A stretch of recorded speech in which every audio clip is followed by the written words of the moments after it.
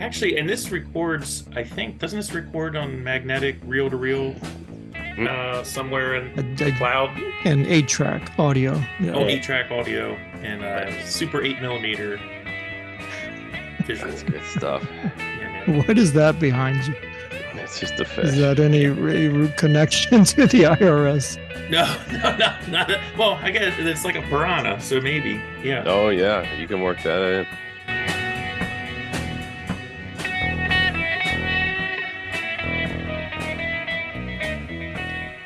Hello, welcome again to the Friends of Zeus podcast. How are we doing out there, folks? This is our what, guys? Episode 123. 123.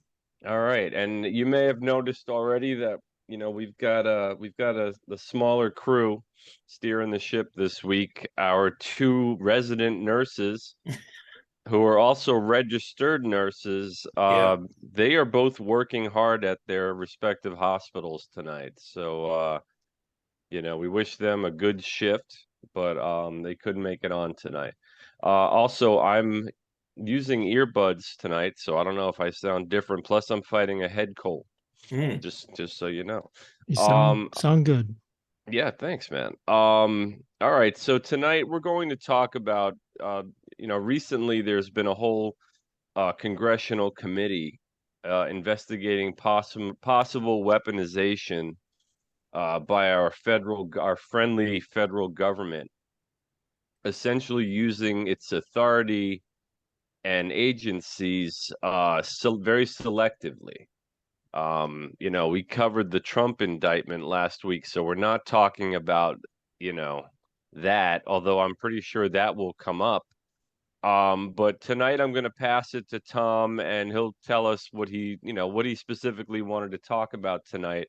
But it has to do with a particular government agency. Tom, you want to take it from here? Yeah, sure. Thanks, All right, Jack. Good you got it. evening, guys.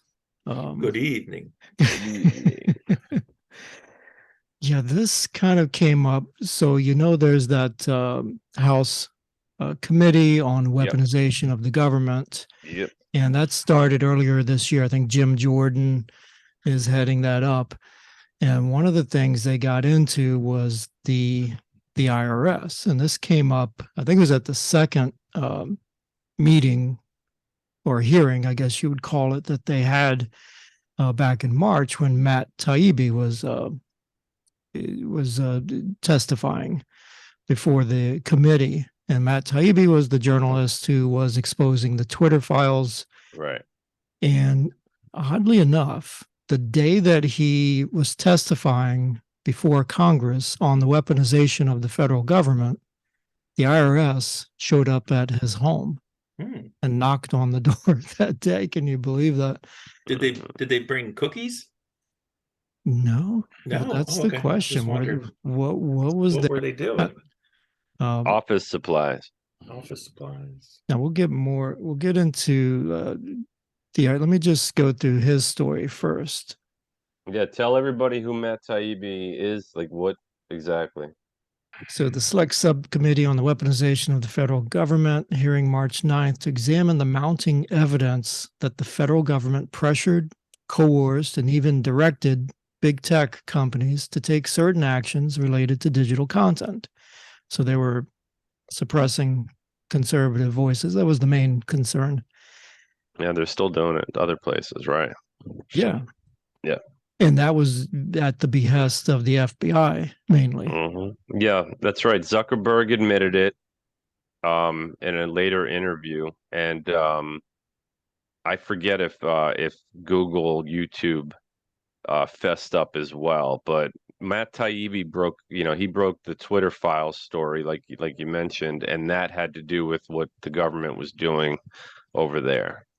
It's my That's right. recollection. Yeah. Yeah. So Taibbi basically provided the smoking gun for all of this with the Twitter files. Well, I mean, Elon Musk, I guess, was allowing Taibbi and other journalists to share the information.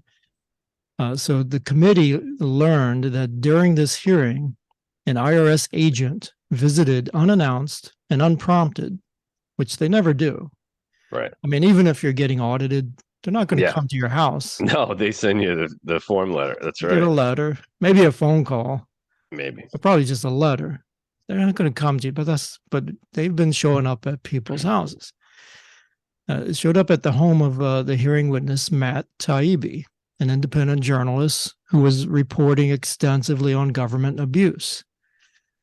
Mainly the left-wing activists had a hostile reaction, and he was reporting on the IRS's history of government abuse. Mm-hmm. Yeah, under Obama.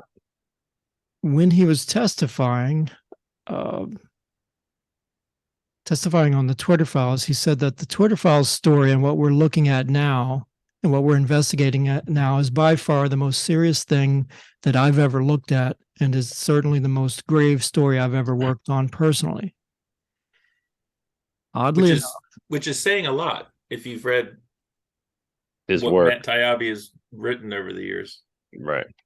Do you have it? What's an example of something else? Well, he lived in the Soviet Union for a number of years and dealt with a lot of corruption. I think there was another Eastern European country he lived in for a while, but yeah, he's probably Ukraine. He's investigated some pretty hairy things. Wait, the Soviet Union or just Russia?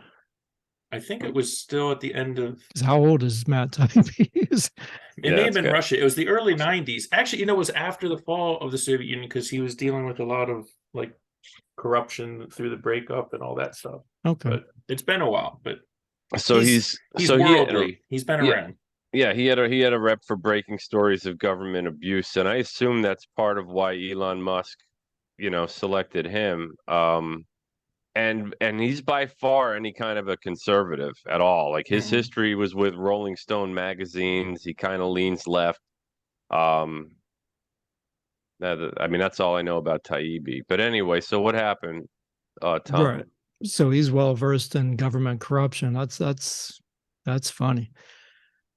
So the committee learned that while Mr. Taibbi was describing his findings of government abuse and civil liberties violations, an IRS revenue officer appeared at Mr. Taibbi's personal residence in New Jersey, leaving a note for him to call the IRS. When he called, they informed him that the reason was that because his 2018 and 21 tax returns had been rejected. Taibbi notified the accountant that the IRS had accepted his 2018 filing 4.5 years since then, and never contacted him about any issue with the 2018 return. With his 2021 return, they rejected it twice, and even though they were trying to file it with a PIN number.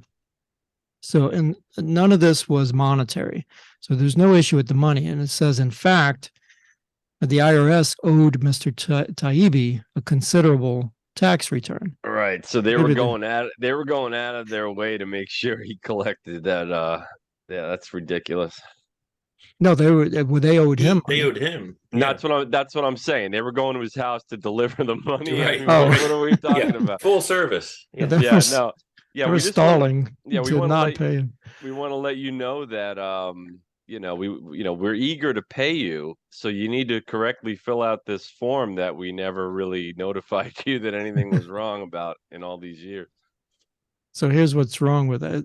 And this is from Jim Jordan.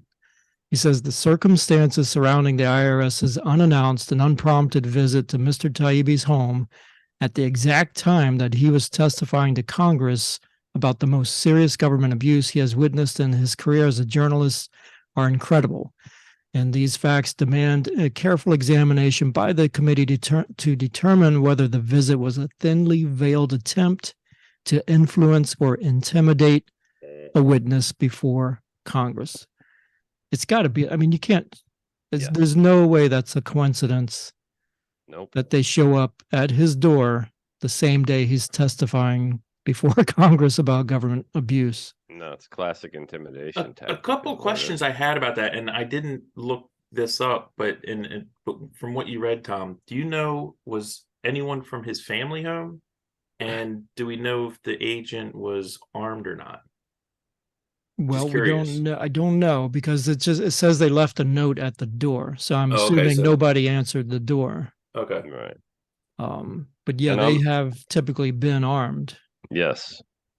Yeah, so this kind of came up. I've got a couple more examples I'll share with you, but just as a background note, recently the IRS expanded their staff, let's say, by adding 87,000 armed IRS agents. Yeah, they got a big boost in their budget for just that purpose. 80 Yeah. billion. Yeah. $8 billion, 87,000 $80 or billion. $80 billion. 80. They're getting paid a hefty sum, I guess. Mm-hmm. And they're armed very well. The question is, what is the purpose? And that's kind of what I want you to have in the back of your mind. What is this all for? What are they trying to do? Right. Yeah, I mean, they're not just going there to collect, right? I mean, it's not. Well, how It many? doesn't appear that way. Well, here's the thing. If you look at the rhetoric, is the reason we needed these extra agents is to catch people who are cheating on their taxes, right? Go after the billionaires and millionaires. Although I think since Bernie is a millionaire, he stopped saying millionaires. Yeah, just billionaires. That's right. But I think there's something like 700 in the United States billionaires, and so I think they got them covered. And so So 87,000. 86,300 are probably for people who are, who like to watch the Friends of Zeus podcast, would be my guess. Right. That's about 10 per billionaire. Mm-hmm. No, I'm just saying it's like one of those things, and I've been finding this just in general, and it's like the answer to the question is so obvious, and like the media and other people are like, man, I wonder why they did that. I wonder why they sent that agent I wonder why we have 87,000. I wonder why Hunter Biden got off on a cherry. Like, it's because it's a corrupt government, man. I mean, it's like, it's so obvious. Anyway, just to get back, it's like there's one answer that answers all of these questions. But no one wants to talk about it. We talked about last week the whole feeling that that we're becoming more of a frightening, totalitarian banana republic. When only enemies of the administration are the ones prosecuted and jailed. I mean, it's literally that simple. And this sounds, Tom, to me like a classic intimidation tactic. Like, gee, we'd hate to see something you know what I mean? Like, that's the friggin' IRS. Yeah, it's got to be, because they're not collecting revenue here with Matt Taibbi's example. No, and they're not issuing arrest warrants. I mean, like, not yet. I mean, if it got that far where an arrest warrant was issued by a judge, let's say Al Capone is out there and they have enough evidence without doing all the untouchable shit where they're going to prosecute him for tax fraud. Yeah, you're going to send armed people after that guy when you make the arrest. It's just like the cops, they carry guns. So these guys are out there. If they're not there to arrest, they're there to intimidate. Well, that's the only thing I could come up with. That's what we're trying to figure out, because this kind of came to prominence recently. There was a church in California. I'm going to forget the name of it. It was like All Heavens Church or something like that.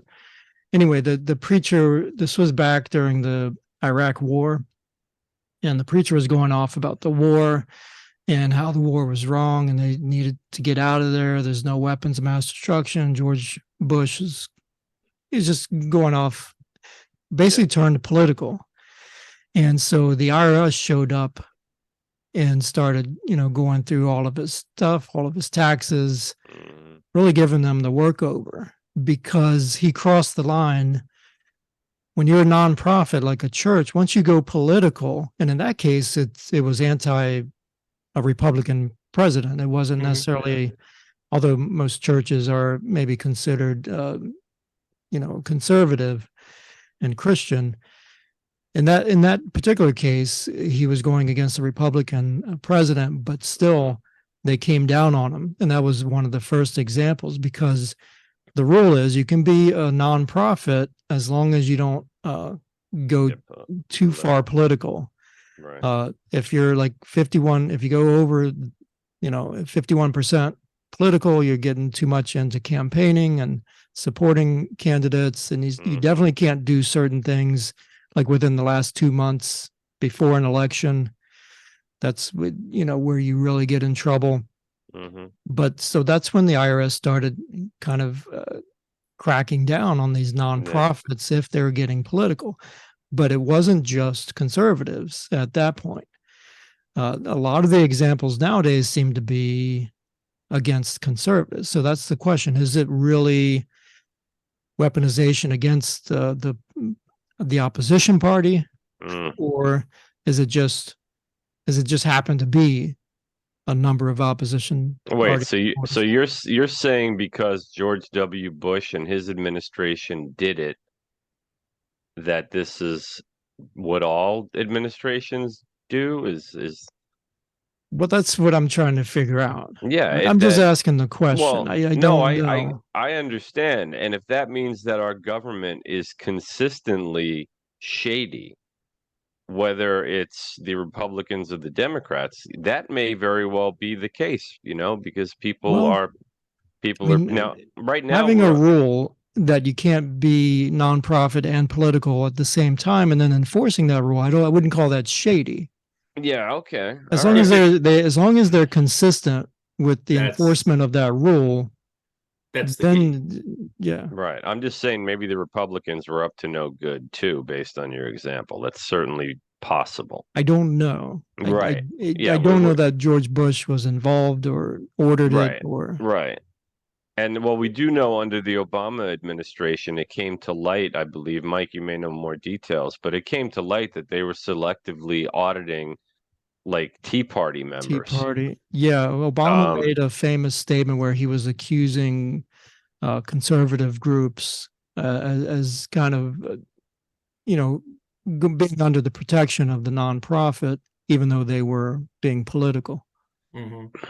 Well, the thing with that, with the Lois Lerner thing, and that was back during the Obama administration, that was so egregious about it. These were organizations that were applying for nonprofit status. They weren't ones that already had it. And what they were doing is, and again, when this all was investigated, they're like, look, we're going after all kinds of groups.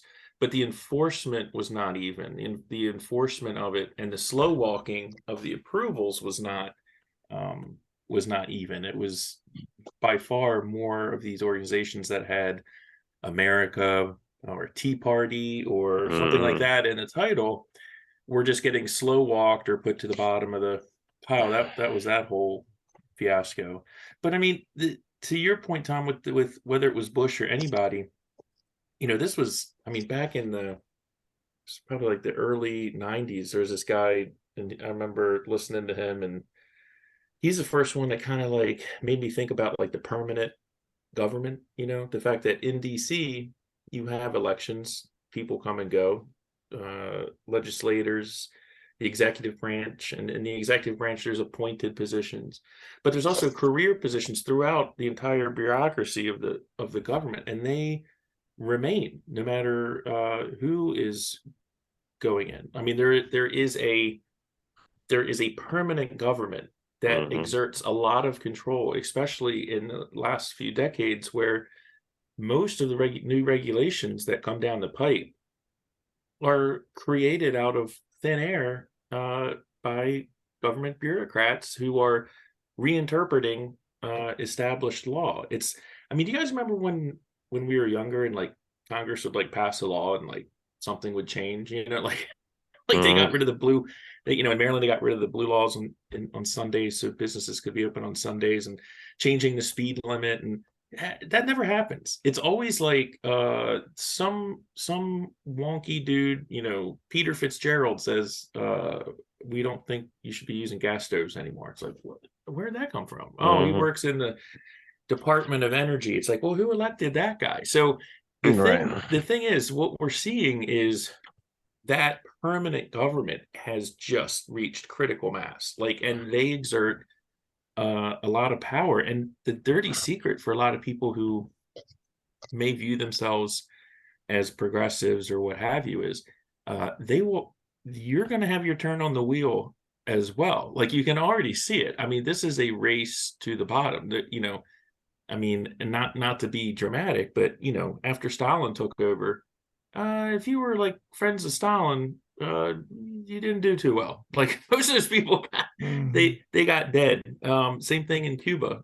After Fidel Castro took over, Yeah, Che Guevara, he was not treated well.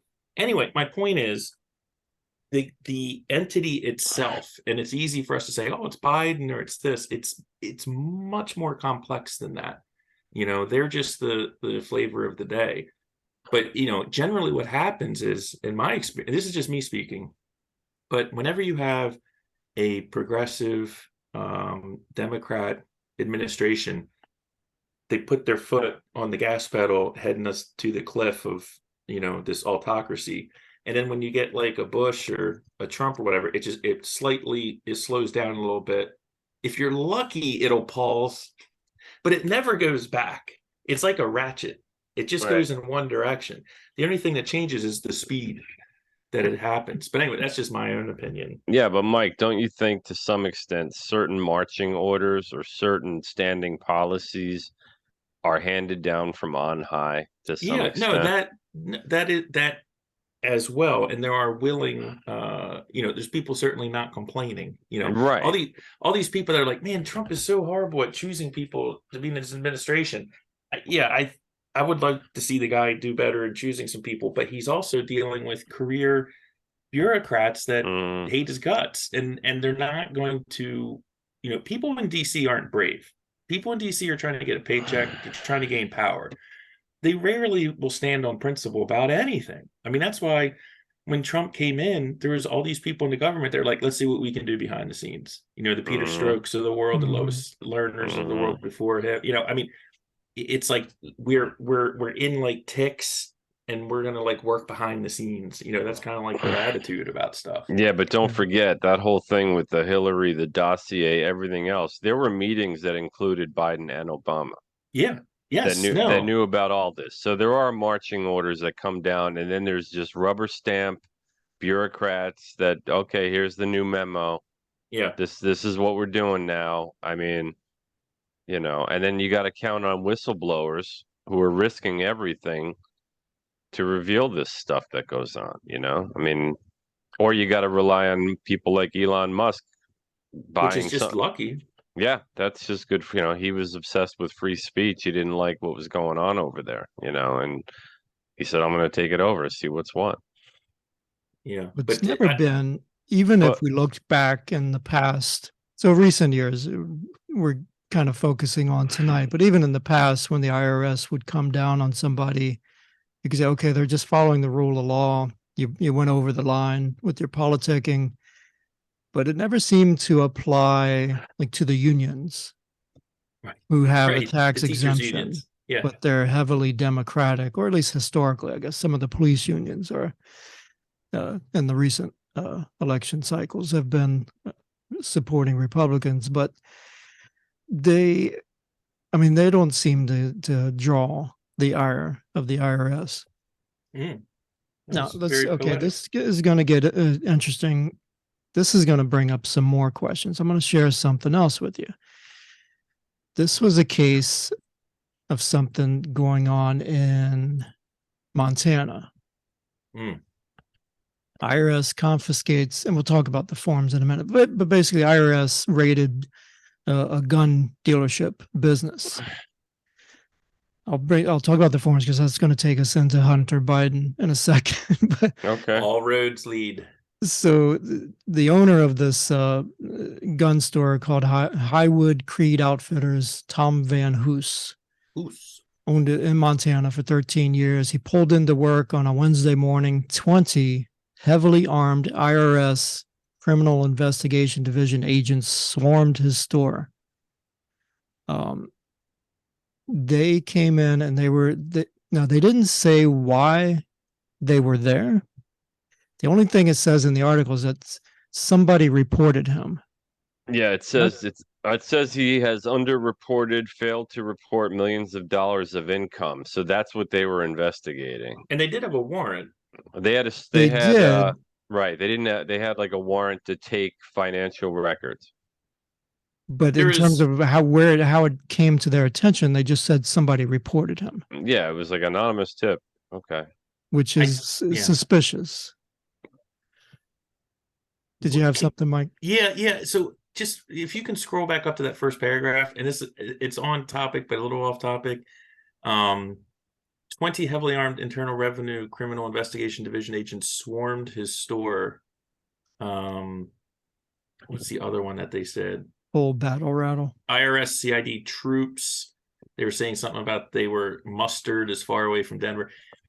I'm just saying rhetorically, Yes. whether you Yes. agree or not with this, Yeah. this article is definitely opinionated. Yeah, it's definitely framing the story. Okay. I just want people to be aware of that. I mean, whether you agree with this or not, and All this right. is that's what Fair I enough, see yeah. all the time in the Yeah, party you see- press. They always yes. frame stuff, but this is Mhm. very obvious. Anyway, not the, but they did have a warrant apparently. Well, yeah, but they had a warrant for financial records. Mm-hmm. Exactly. They did have a warrant for financial records. Talking about millions of dollars. He says he doesn't make that much money. He says anybody that knows anything about the gun business knows there's not a lot of extra revenue in gun stores and Yeah, ranges. they're not millionaires. Yeah. So one of the things they did, so they took everything on his computers and his point of sale software. That's one thing. But then they confiscated 13 years worth of 4473 forms. The 4473 is basically a gun transfer form. It's got nothing to do with, I can't see it. It's basically an affidavit where you're declaring that you're not it's changing when the gun changes hands. Basically, it can be a sale or just I'm giving it to you, because this is the form. It doesn't say anything about money. There's no dollar cost. There's no sales price. It's just the name of the buyer, the name of the seller, the make and model of the firearm. So there's nothing on here about money. But they confiscated all of his forms. Why would they do that? For 13 years worth of forms. I don't know if he had the number of forms in here. I mean, I'm being devil's advocate, literally, but if I was arguing for the IRS, I would say, okay, yeah, there's no financial forms on there, but it names what the guns are, and we can estimate what their value is, like if they're trying to figure out total value. But the thing about these forms, and the thing that's so alarming, is the information on them is from private citizens, and this form is not something, they're not saying. Actually, I don't know. Is there a copy that's turned into the federal government? I mean, You're it says supposed Department to of Justice, or I think the store ATF. owner just has to maintain these records in case they want Yeah. to look at them. Says he's got to hold on it for 20 years, but this is for the ATF. For the ATF. And the IRS had no warrant to take these. No, they didn't. This is to trace a gun's ownership for down the road if it's used in a crime. It's got nothing to do with money and taxes. Or anything, yeah. Right. But looking at the form, so you got all this stuff about, describe yourself. You can even put in, they got non-binary on here, by the way. Wow, man. Zeus won't like that. And you get into the normal stuff. They want to know, are you planning on reselling this, or you buying it for somebody else? Stuff like that. And here's the interesting one. Yeah, this came up. Yeah, I see it. Are you an unlawful user of marijuana? Or addicted to? Or any depressant, stimulant, narcotic drug? Yeah. And this is regardless of whether or not marijuana is legal in your local jurisdiction or state, because it's still unlawful under federal law. So just if you're a user of marijuana, think about what could happen to you. Well, that'll be changed soon. I mean, the thing I don't understand is, Tom, are people who reside, like, people are shooting in other people in Chicago and stuff like that, I guess they've lied on this form too, or they're probably not. They're probably not filling it out though, They right? didn't Because fill they're. out the form. No, I'm just being right. sarcastic. That's I'm the just saying, it's like, problem. it's like This really only cracks down law-abiding on people are even what- being presented with this. This is Right. such a Yeah, Well, you that- always hear this about, okay, this is attacking law-abiding Yeah. citizens, not the criminals. But it's also the collection of information on yeah, who has private guns? citizens and what guns it's registering your firearms basically, and the federal government knowing, everything you got, basically is how I read this. Wasn't he dishonorably discharged as well? I'm looking at I on here. Yeah, Possibly. I think so. I think he was too. Have you ever been a Yeah. mental defective? Yeah, and I again, think you like, might qualify for that. yeah, Damn it. Yeah. Mike, like you said too, this is an affidavit. I mean, this Yeah. is Yeah. a sworn statement that you sign. I certify my answers are true and correct and Yeah. complete. Yeah. Right, and it's under pain and penalty of perjury. I mean, that's what it is, and by its nature. Yeah, And any that's misrepresentation is a crime punishable as a felony. mhm. So that's the 4473, and that's the one where it should have been a felony for Hunter Biden, but he is not charged with a felony. Right. He's given a diversionary program, which basically means stay out of trouble for the 2 years and go to rehab. right. It means stay out of trouble and right. But at the end of the day, he still won't have a felony conviction on his record at all unless he's a complete idiot. It'll be interesting. You know what I thought of? It'll be interesting. We'll see how long the probation is, but so I think it's 2 years. So if you're under probation and you're called before Congress to testify at a hearing on your father's corruption, yeah, and you don't show up, right? Isn't that a violation of your probation? Wouldn't that be? And also, I mean, this just Any look at sort these of contempt of questions. Congress or anything like that? Yeah, no, would be he'll a have probation violation. He'd have to show up and assert the fifth, right? I mean, yeah, that's what I he'd have think to you do. can for a family member. I think I'm not sure.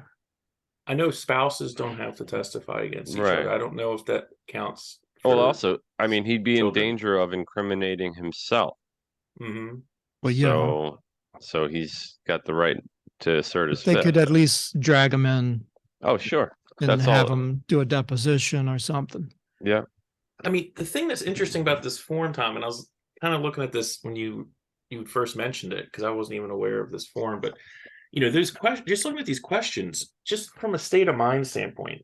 So this isn't a form, in my opinion, reading these questions, that you would fill out and it says yes or no. Like the one question below says, are you an illegal alien or in the country or unlawfully in the United States? So just use that one as an example. It's not like, oh, I'm going to click yes and they're going to say, oh, okay, I can't sell you the gun, which is what would happen. So they know no one's going to click yes. They want you to put no because, again, you're signing it, and now it becomes actionable if they find out that you are here illegally. It's a checkpoint. It's a way for them to get you on the record affirming that all these rules that they have for people who are allowed to purchase guns, that you fall within that good category. Mm-hmm. And so it's not like you're going to they're not going to arrest you for having a weapon in the country illegally and say like, oh, they're going to point to this form. This is what becomes the actionable part of it, because but if you're running a business, if you run a business, Mike, and you don't pay some taxes, that doesn't mean that I can come in and confiscate all of your customers' information, right? That's and the thing, all of the sales records. And maybe sales in terms of the money that you made, but not all the private PII and information of the customers. That's got nothing to do with the dollar amounts. I Right. feel like there's just so much more to this story. Like, Yeah, and the warrant was very clear what they were allowed to take and what they weren't. And you can just picture this battalion of armed officers and the intimidation factor that goes into it, it's huge. where it's like they ask for it, you're gonna give it to them by the end of the day. I mean, you don't have your lawyer, Yeah. you He don't have tried any. to call his local ATF supervisor, but they Yeah, eventually told him to go ahead and just give it to him. yeah, In general, most people who are law-abiding citizens are taught by their parents or just experience or society, when you're dealing with law enforcement, just that is not the time to voice your objections. That is, right. if you ever saw Law and Order, right? Yeah. It's the Yeah. the courtroom is the And they place to do shouldn't be. that. Yeah. They're not the judges. Yeah, They so shouldn't be it's the not judge, if you jury, and executioner. They're just there to but if 20 enforce of the these people policy. show up at your door, like I'm not one to advocate like getting all noodly into the detail. I mean, you're really effed, right? I mean, they're Yeah. armed, it's 20 of them. You've already lost. Like you just have to wait for the next battle. Like you've lost this battle. Right. And this guy You can sounds like have he it. did everything, Yeah. right. He didn't do anything to give them any reason to go after him. Yeah. If they went over their bounds, it could be thrown out in court, or he could win some kind of settlement down the road. But yeah. But he's not going to argue that point in the moment. Like Right. you can't take my 4473 forms. And I don't condone people to, I mean, that's bad advice. But once they got it, I mean, it's like when they seized Trump's passports and cell phones. I mean, once they take it, and even if they give it back the next day, Yeah. they still got what they wanted off of it. So they can make copies of all these forms, and then, oops, here you go. We'll give these back to you now. Yeah, what I yeah. just wanted to say something. What I find interesting, just in terms of just the divide of points of view in the country. I remember when when the House approved, this new bill that was giving the additional $80 billion or whatever to the IRS for them specifically to hire over 80,000 armed agents.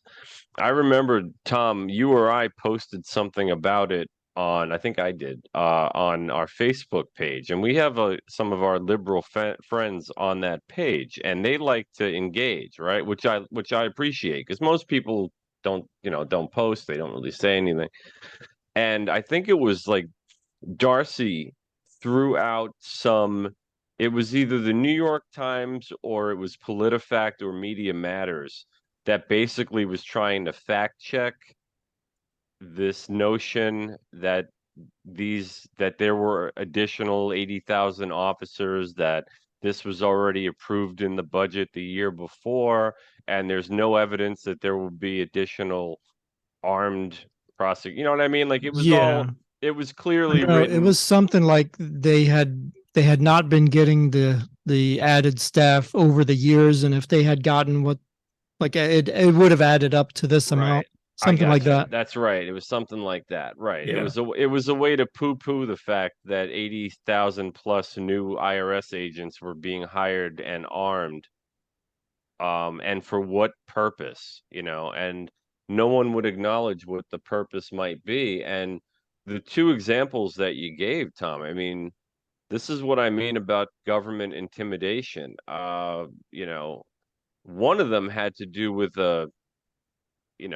essentially a whistleblowing journalist who was privy to information about what the federal government was doing.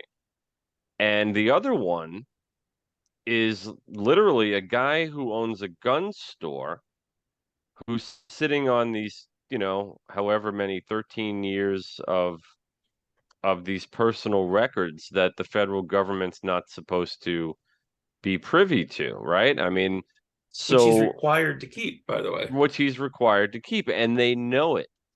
And why never? I mean, but still, why show up with 20 armed agents? Right. Why not just send him a letter saying, "Hey, you're being audited. We think there's some money missing.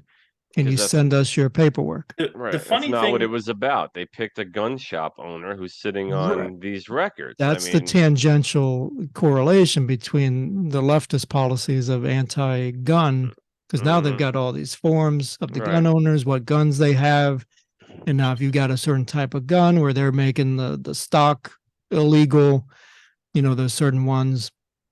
Now they can, they'll know that you have one. They can come after you, or they'll just target you as a gun owner in general. Well, that's what I'm talking about. I mean, the other thing is, you know, the thing about power, no matter how it manifests, like in interpersonal, governmental, what bureaucracy, military, whatever, power, it needs to be used.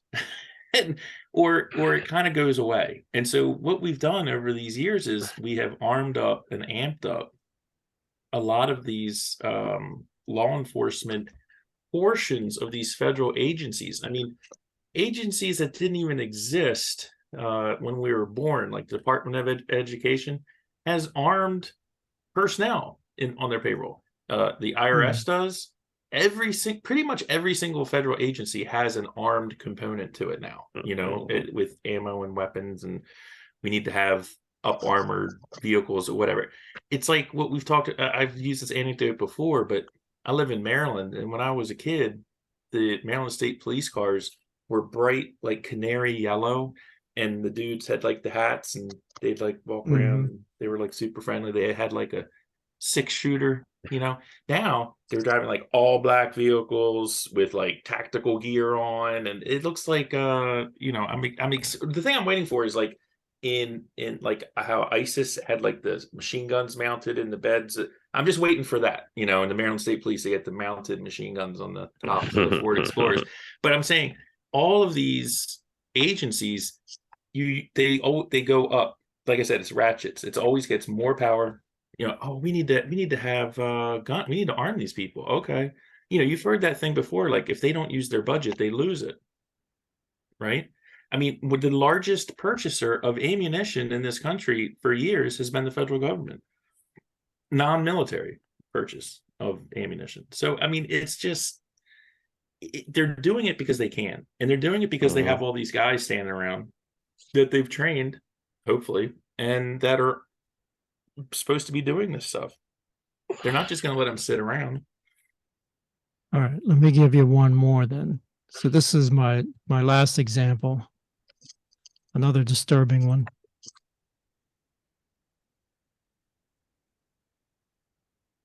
Let's see. This guy, yeah. Oh, wait a minute. Okay. Yeah, IRS agent uses fake name against the Ohio resident. This is in Marion, Ohio, and this happened. I don't have a date on here.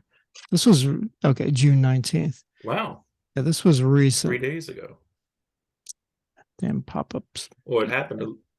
It didn't happen on the 19th, but this is when the reporting happened. Okay. Yeah, I think it was close to that. Well, oh god dang it, get off of there. IRS agent visited Ohio resident's home, and he called himself Bill House. I think is how. I don't know if it's any correlation with Mouse book, but he's calling himself Bill House. Initially told the taxpayer that his visit was related to issues concerning an estate for which the taxpayer was the fiduciary. Okay. But again, I mean, why come in person? But then later he changed his story to say that it was for a few delinquent tax returns from the person who had died. I guess that's still related to the estate of the person. And then at some point while he was there, he said that he can be at and go into anyone's house at any time I want to be. And then he left, receiving a request, told her she'd get some paperwork and threatened that she had 1 week to respond or to satisfy the remaining balance, or he would freeze all her assets and put a lien on the house. Now, to be devil's advocate, and for our friends on our Facebook page, Tom, if this person didn't do anything wrong, why are they worried about having Officer Friendly show up at their house? Well, this isn't officer friendly. Oh, I know. I'm just saying. I'm being sarcastic. I'm saying, but that you hear that a lot. It's like, This is officer well, unfriendly. we hired all these extra IRS agents, because people are cheating on their taxes. Like, are they? I don't know, man. Like, look, I filed my taxes ever since I was 16, whatever. Mm-hmm. I shouldn't even say this. I have no idea if they're right. Like, I mean, I've used TurboTax. I've had an accountant over the years. But there's only like a I've done them 5-year. myself.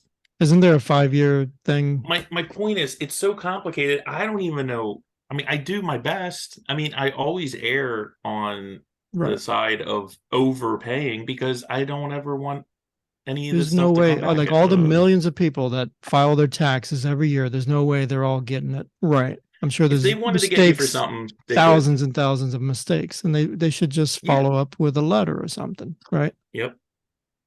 Anyway, it's just intimidation tactics, man. I mean, This one, having someone come to your door, I mean, that's Yeah, with these That's articles, bullshit, man. these articles should have asked these people, how do you vote? How are you registered to vote? And do you make any political donations? just curious, yeah. Yeah, I mean, yeah, that they should have, put that in there because that's the sense that I get, is that it's basically what Obama was up to, with the non-for-profits that Mike was talking about. I mean, it sounds like intimidation, I mean, So the other thing is weaponizing, this whole thing of weaponizing the bureaucracy, it's nothing new. I mean, Lyndon Johnson did it, I mean, Nixon had an enemies list. I mean, this has been going on. I mean, if you're abuse. if this abuse, like if you live in Podunk Town and you want to run for mayor, and the guy that's been mayor for 20 years, all of a sudden is able to talk to the barber and find out about your mistress, and then you can't run or whatever. I mean, I'm saying this heavy-handed intimidation stuff, it's always been around. The issue now is that it is almost formalized. It is not the exception. It's starting to become the norm, and it's so black and white with who is getting the pointy end of the stick and who's not. And you have these examples right in front of you of former president being indicted for complete bullshit, and then the president's son, who is caught dead to rights with this stuff 5 years ago. I mean, the FBI authenticated the laptop in November of 2019. Nothing, probation. I mean, No. It's like you have to be blind or willfully ignorant to not understand what's happening right now. It's so egregious, Yeah, there's definitely, I mean, understanding the past examples, like the first one I went over with the church, but in recent years, it's obvious to me that there's a weaponization of the government. We're seeing that across the board, FDI, DOJ, like you said. Yeah. Selective prosecution, and unequal application of the law. I mean, yeah, that's basically, the laws apply to everybody, but if they're only enforcing them against certain people of a particular political leaning, it certainly looks like government abuse of power. I mean, what else could you call it? And look how much people self-censor. I mean, I'm a big, I push against this stuff all the time, and I still self-censor. That's the key. Things that I say, and then you've got people like, well, you guys have this incredibly successful podcast where you talk about all this stuff all the time.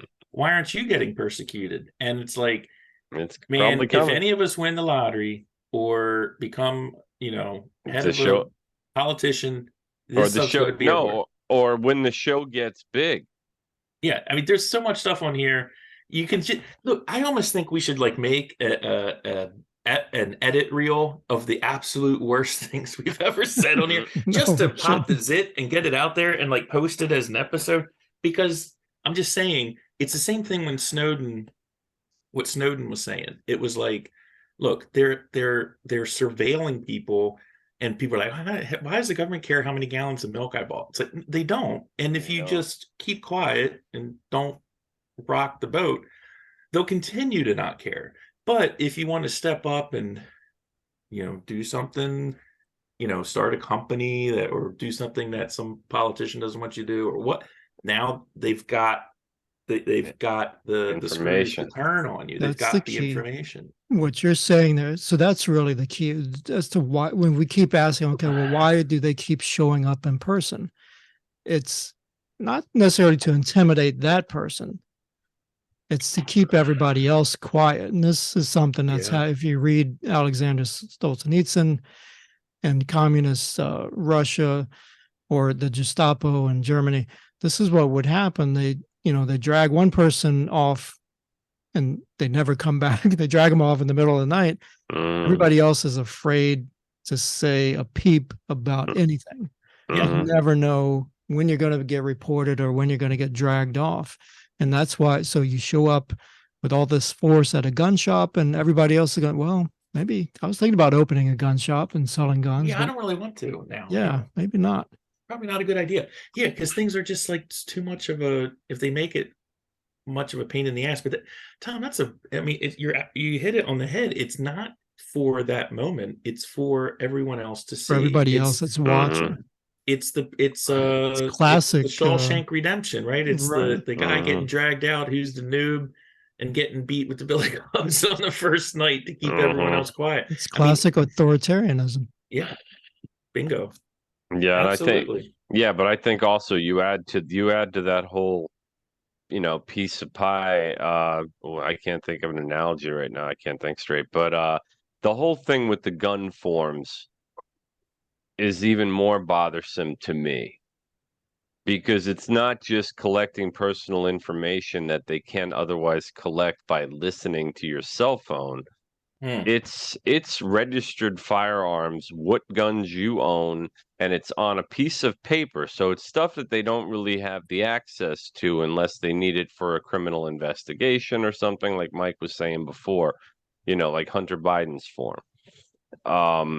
That's information they're collecting that there's no other way. You know what I mean? Like they need boots on the ground, going to a gun shop, and issuing a warrant for completely unrelated material and basically saying, oh, give us those files too. Yep. And that goes to, and that's, just, the entire, gun reform advocacy that they're always spouting off about, you know what I mean? And Beto O'Rourke, say what you want about that, whatever. He at least was honest. He said, yes, we are going to take your guns. Yeah. We are going to take your AR-15s. Yeah. I mean, he came right out and said it. The other politicians, they got to skirt around the Second Amendment and they still want to get votes. So they can't really be so flagrant about what they're trying to do. And I think that the gun thing is just another example of something the government's really not supposed to be up to. I mean, the warrant said what the warrant, you know what I mean? Like that's just guys with guns showing up saying, give me that. You got to ask yourself, why does this government not want people to have guns in their homes? It's obvious. Why would I mean, you could think about it, or you could just look at all of human history and get the answer pretty quick.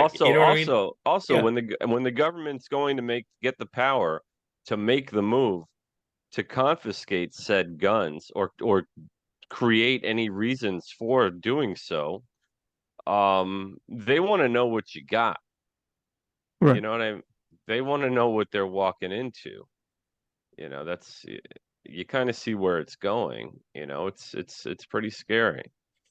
I mean, the thing is, like when Biden said this was years ago, and I was like, what a moron. I mean, before I thought he was a moron, this was like one of the first things when he was like, you don't need guns. It's like, what are you going to take on the U.S. military? You're going to need bazookas and F-16s and stuff like that. And I'm like, no, he said, yeah, you may have guns. We have F-16s. Yeah, it's like, it's so ignorant because, look, there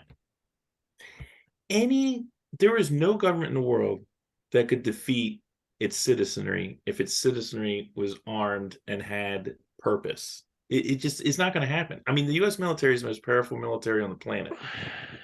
If the United States were a foreign country and we were the U.S., we were trying to invade it and take it over, and that country was armed, no way, couldn't do it. You couldn't hold it. I mean, look at freaking Ukraine, man.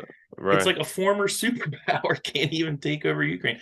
I mean, China, everyone's like, man, they're going to take over. They're going to totally go into Taiwan, but it's a matter of when. But it's going to be a mess, man. Taiwan is no joke. Taiwan has a modern military with a lot of friends in that region, like Australia and Japan, even though we're kind of on the fence. Japan isn't, Australia isn't. That's why China's like so against it. My point is, people underestimate the power that the citizens still have. That's why the government is being so deliberate and strong-armed about it and using these tactics, because again, it's like the prisoner's dilemma all over again. It's like, man, I don't want to speak up because they're going to smack me in the head. But if 10,000 people speak up, you're going to be fine. They're not going to, I mean, they're not going to be able to get all 10,000 people. You know what I mean? Right. But I think, I mean, even before it comes to that, though, Mike, first of all, not every American is armed. A lot of them are Which is great. a lot of them are very, very anti-gun. And all it takes is the Congress in power, a president in power, and a Supreme Court that leans in the same direction. And they can easily pass an assault weapons ban and institute the collection of weapons. It's not like that couldn't happen. But it would get, I think that would be a, I think I mean, there's I that think would be a there's bad scene, man. I That would don't be a know. very bad I don't scene. know. You still have a lot of most of the population still is not armed. Yeah. And you have these people, how many of them are just going to comply? Not many. A lot of them are, no, I think a lot of them with families are going to hand over. They're not going to turn their home into Waco. But it goes back to, I always thinking of what Yeah. Biden said about the F-16s, because people say, well, the Second Amendment, it's just about muskets. We can't fight F-16s with muskets. We need the assault rifles. That's what you would need to defend yourself against this modern government. So And for them to take that away and yeah, just leave you with some shotguns and handguns. I don't even think I honestly, I'm disagreeing with Mike here. I think the military and the weight, Good. the full weight of the federal government, you're talking about a limited amount of people that do own assault weapons. You're talking about most of them, if not, let's say half, let's say a third, are going to hand over their assault weapons because they're not going to want to get in a fist fight with the federal Right. government. And then you're going to have some diehards that maybe they're willing to die, but probably not, because we're Americans and we haven't been in a war in a long time, and we've never had to stand up to a military this technologically advanced and armed. I don't know. I think Yeah, that and look, I hope it never. I'm I hope not it never hoping happens that, and too. I who know it would be so horrible on so many levels, no matter what the outcome. It would just be horrible. And yeah, I don't know. You're right, Jack. It's hard to say. I think it would be at best incredibly difficult for them to enforce that, and so I think we're just going to keep on this year after year grind of chipping away, chipping away, chipping away. Right, that's what I They think can't too. go for it all at once No, because I it's know you're right, Mike, but that's what I'm saying. They can't, but they're trying to. And I think if they got Congress, if they got the Senate, if they got the presidency, and if they got the court, they're going to do a lot of things. And because yeah. we've seen what they're doing now, which is what we're talking about. The selective application of the law. So I don't know. I hope that day never comes too. I hope that we keep the three branches balanced and checking each other's power. And, let's just hope that that system keeps in but place, but isn't it, I mean, can't, I mean, again, not to go, and I'm not going to hijack this topic, but I mean, can you see the parallels between this and like the American Revolution against the British. I mean, the federal government is there. We created it. We're the people. We the people. Like, hey, federal government, we want you to take care of the borders and interstate commerce. And we've talked about this stuff before. Yeah. But now we're having this do what conversation. Do what you're supposed to do, and that's now it. We're having this conversation like there's this occupying autocratic force that we're dealing. Like, well, I don't know, man. If they go to how did this happen? This is supposed to be a representative republic. I mean, the mere fact that this is even a conversation is incredibly disturbing to me. Yes. No, you're right. It is, and we hit on that just last week with the Trump indictment. That type of action for that type of case has never happened. And he's not the first president to walk out of the White House with classified documents, which we now know because Biden's got ones that he was never supposed to have in the first place. And non-presidents. Yeah, he took them as a senator. Right. He took them as, and as vice president. But he has ones from the 70s, from when he was a senator. Right. And Hillary Clinton, we covered that last week too. She was Secretary of State. No clearance for some of this stuff. To the New York case against Trump, where they took something relatively innocuous, I guess is the word. Like innocuous. And innocuous. Indigenous. Who brought the vaccines into this? Indigenous. It's indigenous. It was innocuous. That's the name of this episode 123. Innocuous. There's, where they took, what he put on this, and Trump, I don't think even filled out the ledger of what was recorded in that book, but they took it and then tried to add something about the campaign to make it a felony, make it a bigger crime. Then they took this about the documents, which was just a Presidential Records Act. It shouldn't really be a criminal act, but then they wrapped up some other stuff with it to make it into this big felony and 37 counts. It's very similar in that sense that they kind of took one small thing and snowballed it up into something bigger. It's a shell game. Yeah, they're trying to, they can't use the Presidential Records Act, so now they're trying to use Espionage Act, and then they're saying it's obstruction. But the underlying charge isn't even a crime. It's not even a felony. So it's a shell game. It's a rhetorical shell game. Yeah, but it just seems like that, like their positions, and I mean the party, I mean the administration, we have the gun owner, we have the reporter, we have there was I had heard the case of one guy who got in an altercation with a Planned Parenthood chaperone. He was, and they tried, and he'd already had the assault, locally adjudicated, like it was over, and then suddenly the federal government is there, places him under arrest at gunpoint in front of his family, and prosecutes him for breaking some federal law. I forget what it's got, an acronym like they all do. You're not allowed to intimidate people that are going to an abortion clinic. Right. And you're not allowed to be within a certain distance of it. The FACE Act. The FACE Act. Right. They enforced the FACE Act, which is, the federal government doesn't go around prosecuting that kind of stuff. No. At all. His name's Matt Houck, and I think it's Matt Houck. Anyway, he's been around a long time, if that's his name. And he's very, active, pro-life and all that stuff. Yeah, they went after a pro-lifer basically with the federal law, that had already been adjudicated in friggin' court.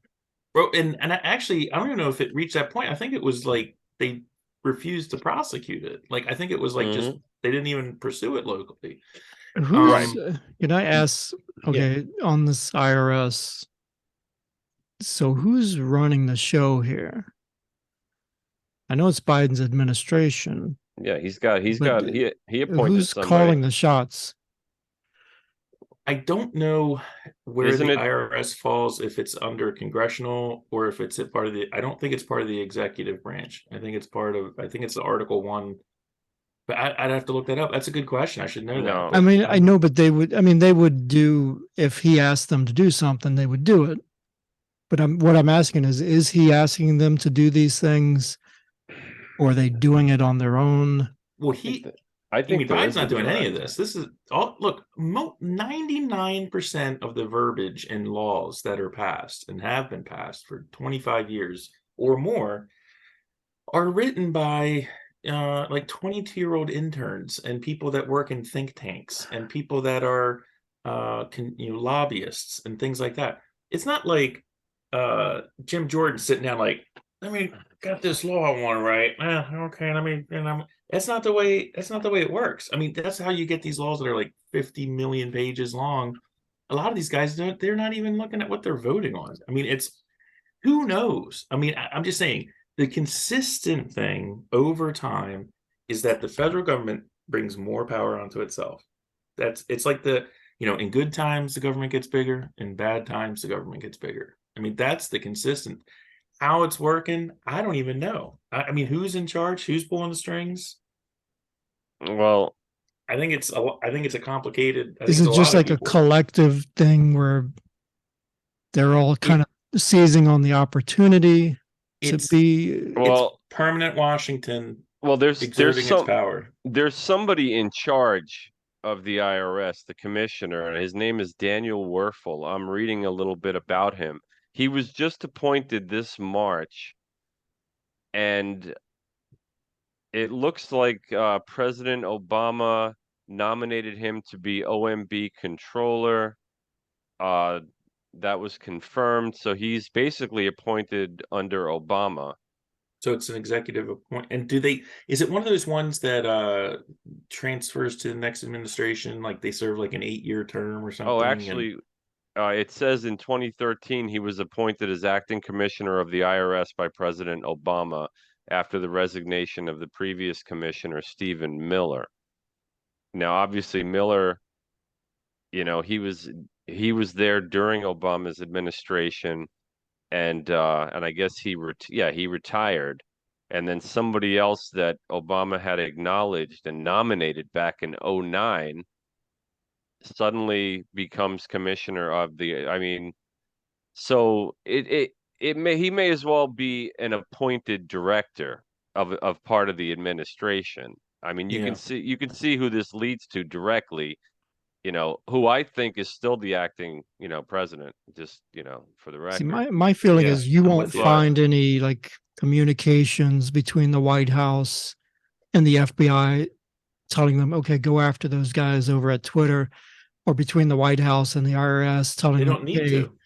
yeah, I think they're just kind of doing it as a, I don't know how to describe it. It's like an opportunity. Okay, they're doing it over here. We can get away with this now. We can be more forceful. I No, don't know how to describe it. It's like an expansion of the weaponization of the government, but I don't know if it's necessarily at under direct order from anybody. yeah, yeah, and I don't, and that is sort of like oh a yeah, psychological question, right? I mean, again, the government and many organizations, but especially the federal government, never gets smaller. I mean, no one ever walks into their boss's office and says, you know what? I think we should stop doing this. Or I think we should lay off this whole wing and we don't need to do this stuff. I mean, again, I live right around DC. I know people that work in the federal hmm government. I know people that work at Social Security. I know people that work at Department of Justice. I mean, it is not, and to your point, Tom, I think there may be communications. Again, these are human beings. They're hmm fallible. They do stupid stuff. I mean, look at Peter Strzok and what's his girlfriend was like. Don't worry, he's not going to win the. We'll keep him from winning the hmm election or whatever. I mean, they are at the end of the day, they're still human beings.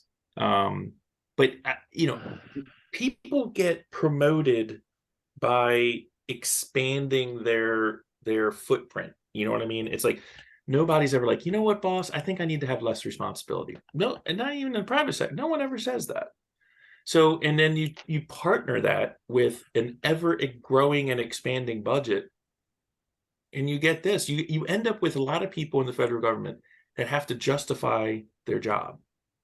And again, I don't think there but has to be direct yeah, communication, but right, they have to keep their job, and the way to keep your job is to make your boss happy, and that's why it seems to me that this goes all the way to the top. But I mean, sometimes that's just this when guy, you this guy just do goes, what you think your was going to make your boss happy. yes. yeah, but I don't know, man. I, When this guy's linked that far back to I Obama, he think may as well be an appointed director of you the know, Department of Homeland Security. It's the same shit. I It wonder is. if it goes back to the Marxism because Yeah. all these new recruits, they're probably young and they're fresh out of college and everything. They lean Marxists, and like during the riots, and they're throwing Molotov cocktails at the police, Cop cars, at police cars, and these are lawyers that were doing this. lawyers, exactly. Yeah, that's right. They got busted in New York. Yeah, the militant mindset of the modern leftists is with these young people, and it's coming with them from college to their jobs. Yep. And they get into these jobs, and maybe they knew what they were doing when they said, let's hire 87,000 new recruits, young people, and they knew what they were going to get. Yep. And these young people are so militant, and they're like, so, they're thinking, okay, conservatives, they're just terrible. They're fascists. Well, right, but that's just it, Tom. We're going to go get them, Yeah, maybe that's what's happening here. Well, yeah, that is what's happening, and the orders are coming from above. I mean, if you're trying to take over a form of government, and that's what this essentially is. I don't think you need an order. I think they're just doing it. That's their natural inclination to do that. You want soldiers who will carry out their marching orders. You want people that believe in the cause. You're absolutely right. Mm-hmm. It's both. I think it's both. I think there is, there's obviously direction happening. I mean, what's happening, not to get into it, but what's happening at our border, that is purposeful, and that's coming from somewhere. That's that is a conscious choice that is happening down there. I mean, that is not an accident. That's like a de-weaponization of the border patrol. Yeah. Right. I mean, the thing that freaks me out when I think about this stuff and when I worry about it, it has less to do with like this whole thing with like Hunter Biden getting off scot-free or whatever. It has less to do with that bothers me. The thing that bothers me is it's this erosion of our whole society. In other words, the fact that there's people like us and other people that are like, federal government's corrupt. Depends on who you support. You can't get a fair shake. Some people get prosecuted, some people don't. It gets to the point where even if it's not true, right? And I think it is, but even if it's not, the fact that there's that perception out there, the fact that there's people who are progressives and like all this like CRT crap, where it's like, I'm oppressed, I can't get ahead. It's the worst time in history to be, a black person in America, which is like completely absurd. It's like the opposite of true. And it's the cancerous sort of like mental attitude that everyone has, where it's like 87,000 agents for the IRS. How many people now, when they get audited by the IRS, are like, this is bullshit? You know what I mean? Like, even if it's totally justified. It's the eroding of the institutions that bothers me. It's the eroding, like the media, you can already see it. I don't believe a single thing I hear anywhere. I don't. People are like, well, you must like Fox News. Like, no, man, I check everything. I check multiple, and I never say something definitive unless I'm pretty freaking confident that I'm correct. I don't trust anybody. But and can't they use that? That's sad. Sometimes I just want to get the news, right? I mean, remember in the 80s, you could just get the news. Now I'm like, what? How are they trying to fuck me over? I mean, that's a horrible attitude to have. What's their angle behind, or even the one I put up on the screen? You were like, wait a minute, Tom, that one's really biased.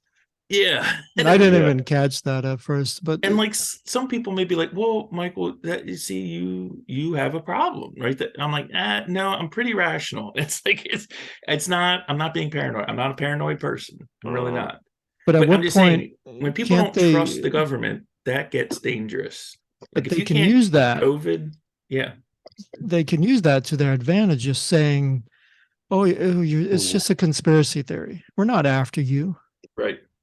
But how long do you get away with that? And how many, people are trampled, how many people have their rights trampled before everyone realizes, wait, it's not a conspiracy theory. They're really, look at up in Canada, the whole trucker thing, when the Ottawa was like, hey, truckers, independent businessmen, trucking organs, you can't drive into America anymore. There are people that were losing their ass on that. They were losing their livelihoods on that just because someone 2,000 miles away was like, eh. And it wasn't like because of the science or anything like that. And that's how fast it can happen. And then, so what happens is like, people are like, Canadians are like, man, Trudeau's an ass. I don't trust Ottawa anymore. And it's like, well, if you're on like a certain side, you're like, yeah, screw Ottawa, screw Trudeau. And I'm like, no, it's sad because if you can't, if the people who are elected officials lack virtue and lack integrity, it's bad for everybody. It's bad for everybody. I mean, and even though, I'm a Trump supporter, but it definitely concerns me that whether it's Trump, whether it's DeSantis, whoever, if Biden loses and Republican gets in, we're still faced with the same issue. There's still half the country that's like, doesn't trust the guy. well, From yeah, a societal that's the key. standpoint, it is a very Half the country. tenuous and dangerous situation to be in. It just is, and that's what concerns me about the future more than like individual topics or individual subjects, even though it does. It's the overall kind of like destruction of our civil society The eroding. that I'm seeing happening before my eyes. Well, you can say maybe. I mean, they can. You can say they have integrity for their constituents. Their constituents are very happy with the way things are going. But you said the key is that half the country is completely unhappy, depending on who's in office. So. Yeah, half the country thinks, well, if these people didn't do something wrong, then the federal government wouldn't be going after them. And it's like, if they're only going after people of one particular ideology or one particular leaning, or who are going to threaten the government, like the way Taibbi was going to unload all of the Twitter files, you know what I mean? Like, yeah. I mean, Trump versus Clinton versus Biden, you know what I mean? Nothing. It's also Trump like, got impeached twice. Twice. For BS. Oh, I yeah, mean, objectively. Right. It's also like the thing that disturbs me a lot about the Democrat Party is, and we've said this before, but it's like you never hear them talk about how great the country is. It's always horrible. And the fact is, and this is I'll debate anybody on this. The Democrat Party is for the Democrat Party. It's party before country. And I mean, again, I'm old enough to remember that, it's like what Zeus likes to talk about, when he remembers the good old days, the good old Democrat days, of like 15 years ago, and longer, Bill Clinton or whatever. I never questioned whether Bill Clinton loved the country or not. I just didn't. I mean, maybe, and I think he still does. But I know that Joe Biden does not love the country. I know it. Like the sun's coming up in the morning. I know it because, and it's not me making it up. I'm just looking at his actions. I'm just looking at what he says and his lies and all that. Yeah. And so when you have a political party in a country that puts itself first, again, we've seen this before. That's when you get into tyranny and, the Democrats, and I'm talking about elected officials and people in power, I'm not talking about Joe down the street. They put party first. And if you just take 5 minutes and look at their actions, it's obvious. I really started to see it with George W. Bush because he was mocked relentlessly through the media, the late shows. Yep. And then when Obama took over, like Trump, there's nothing. you know. Yeah, and then Yeah. Trump, and then And then Trump Trump took comes over. back and it's the And it same was all thing on. again. Yeah. Right. So, but that kind of started with W, I think. And they destroy Or at least it everything. I became mean, obvious under W. the party has destroyed late night comedy shows. They're gone. They've destroyed higher education. They're in the middle of destroying medicine. I mean, now it's like you have all this like restorative justice and as it Right. relates to medicine.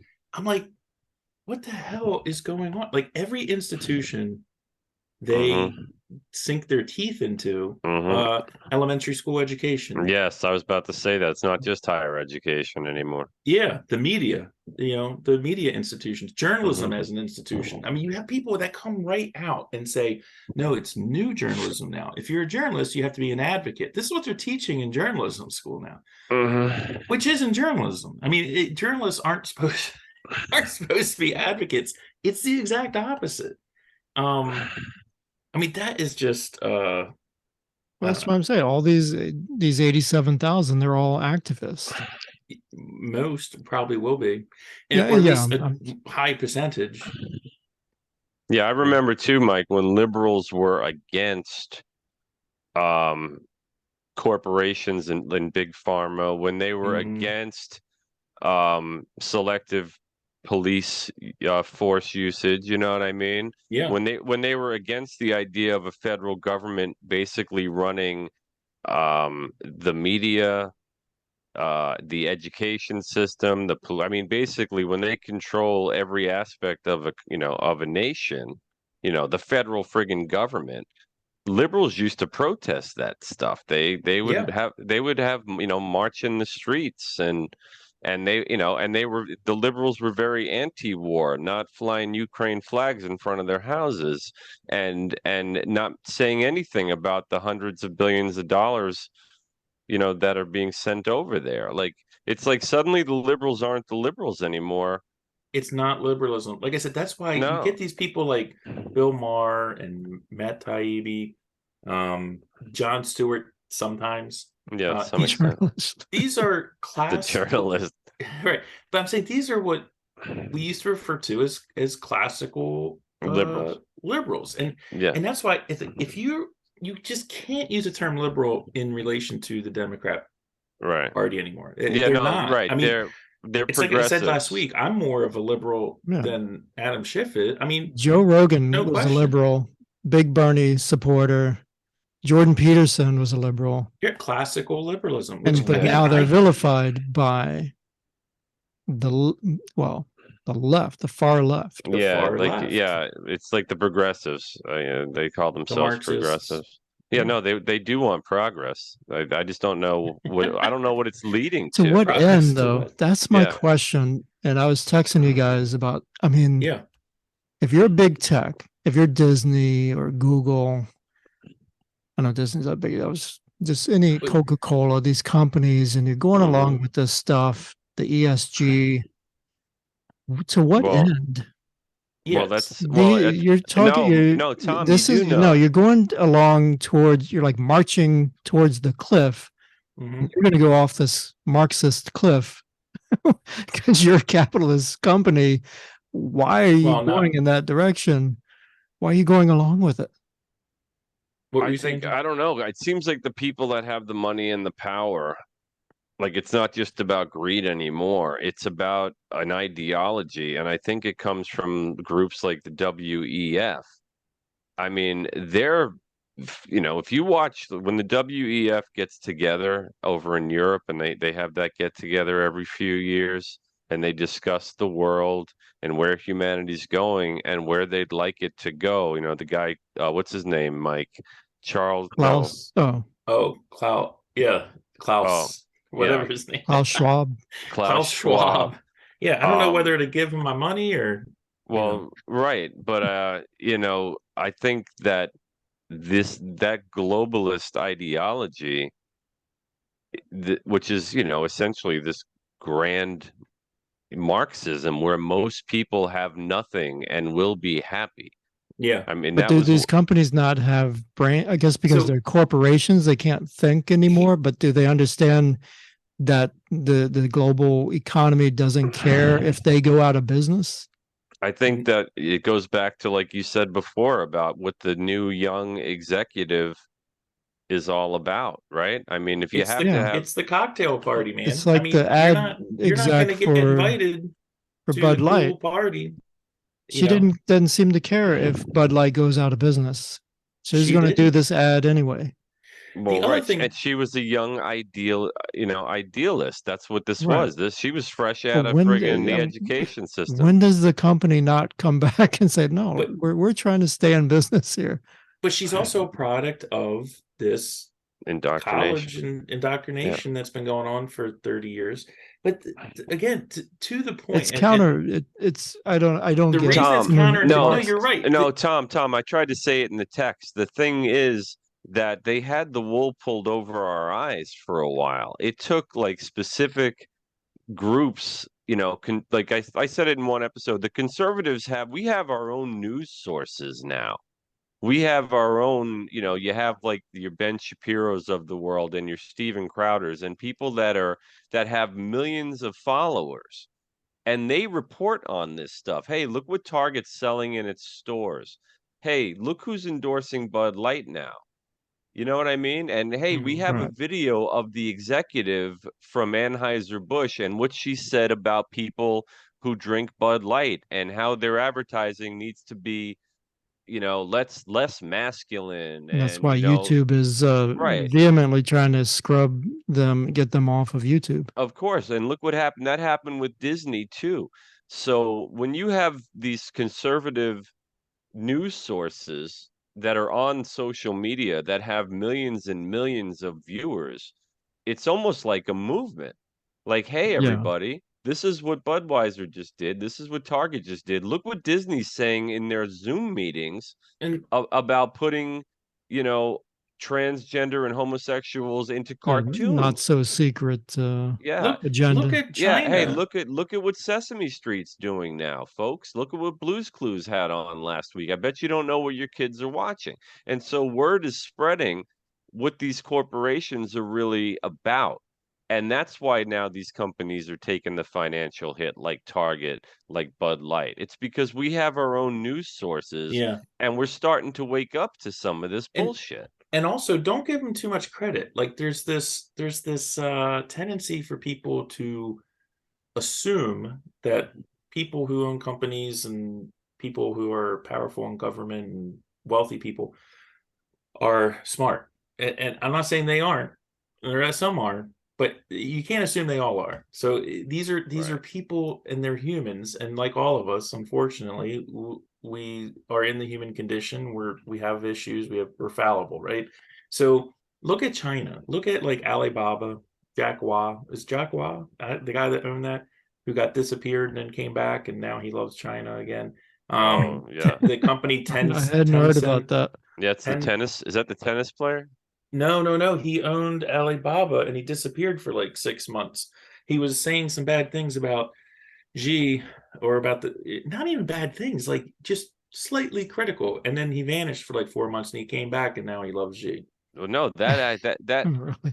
that happened recently with either a Chinese, The tennis player. the tennis player. Yeah, But I'm Yeah. saying Well, she companies, never and did she come back? yeah. She came she's, back and yeah, she changed her tune. she changed Oh, her tune. And then you have company again, like these I'm gonna mispronounce it. Highwa, Tencent. oh yeah, These yeah. are technology companies in China who are basically allowed to make buku's amount of money for their capitalist owners, but they're also kind of state Right. controlled. And so the state, the Communist Party says, hey, Tencent, it's really great. You've got good market share in this, but we're going to need you to create a guidance system for our new torpedoes, and we don't have any money. It's like, okay, well, we'll do it for you. Like, it's Yeah. like, I mean, they're playing ball is what's going on. And the same thing is in this country, you've got these large media companies that threw the American public overboard 20 years ago, like AT&T and Comcast and Wall Street, or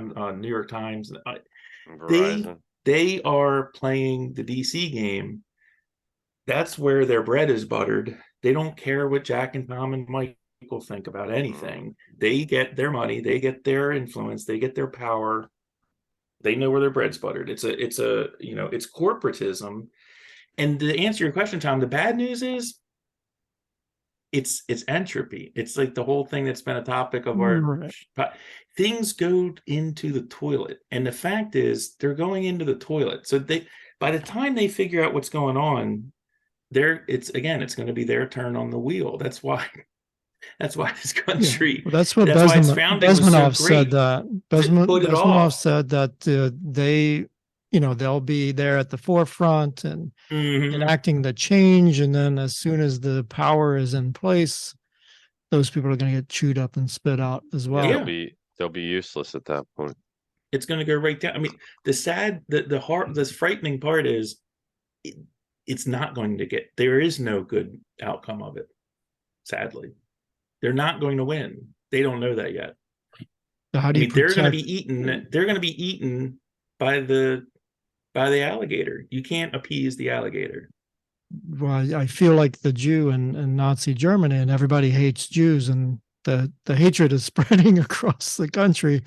What do I do now? How do you protect the minority? Yeah, it's actually spreading across the world. And it is more. Yeah, it's globalist, us. man. It's not.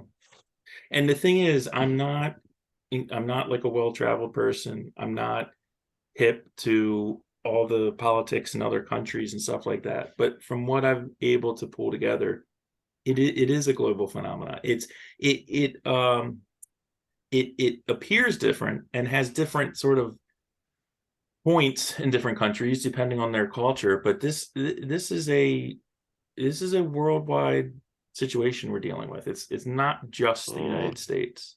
Every country had kind of their own little peculiarities.